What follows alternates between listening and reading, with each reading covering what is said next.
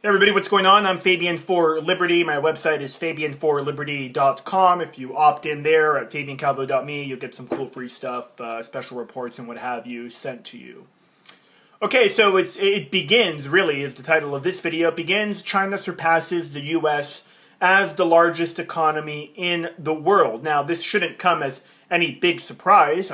The IMF came out, I think, earlier this year saying that basically by the end of this year, China was going to have the largest economy. And the media is really ignoring this story by and large. Of course, the stock channels know that they don't want to talk about it either. But there's some real serious implications to China now becoming the largest economy for the U.S. dollar, for the average American's lifestyle. And I'm going to break those down here right now. And a lot of them, quite frankly, tie into the sinister IMF, International Monetary Fund. And there's been a lot of things that the IMF has been busy like a busy bee, behind closed doors.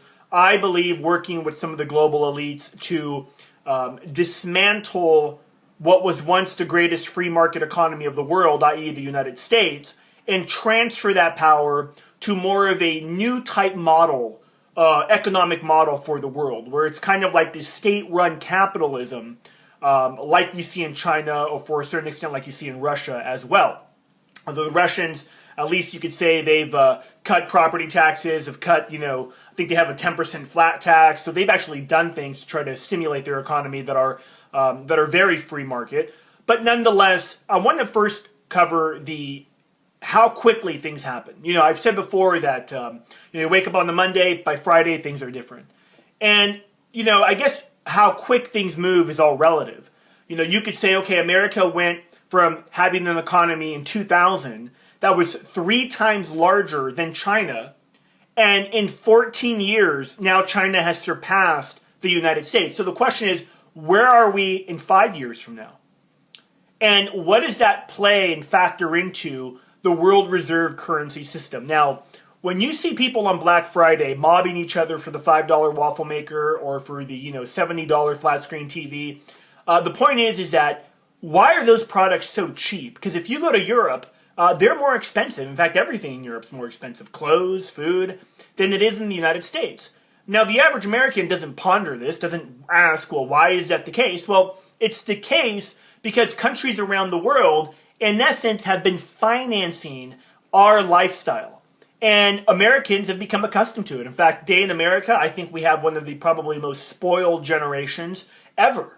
And, think about it. You go wherever you want, you get food immediately. You can get to prescription drugs at the, at Walgreens or wherever the hell you go to. And you see what I'm saying? So things are instantaneous here.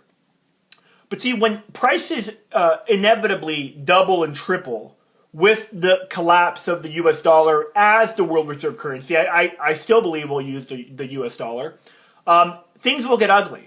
They'll get ugly like they've gone ugly in Ferguson. People rioting over, this police shooting of Michael Brown. Well, I've said this many times, as many others have as well. What happens when they're rioting over the EBT cards or the, not being able to obtain food and water?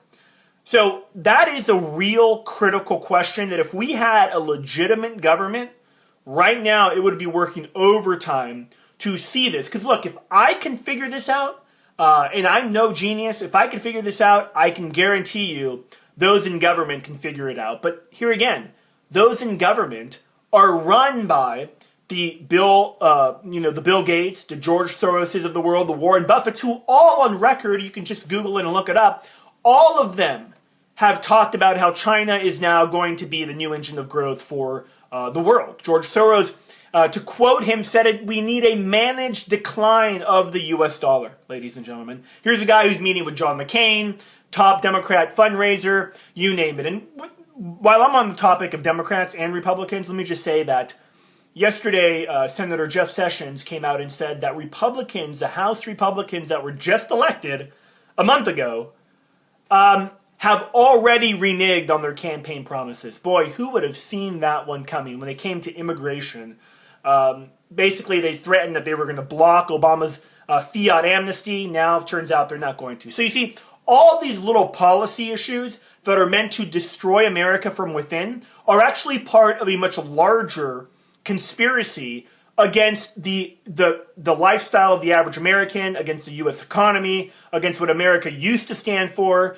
It's an all-out assault on those very foundations and pillars of the Republic. Now, let's get into the IMF, because if you remember, I think I did the videos back in June. You can look it up. I think it was Bloomberg, June 5th or 6th of this year, where Christine Lagarde was giving a speech at the London School of Economics.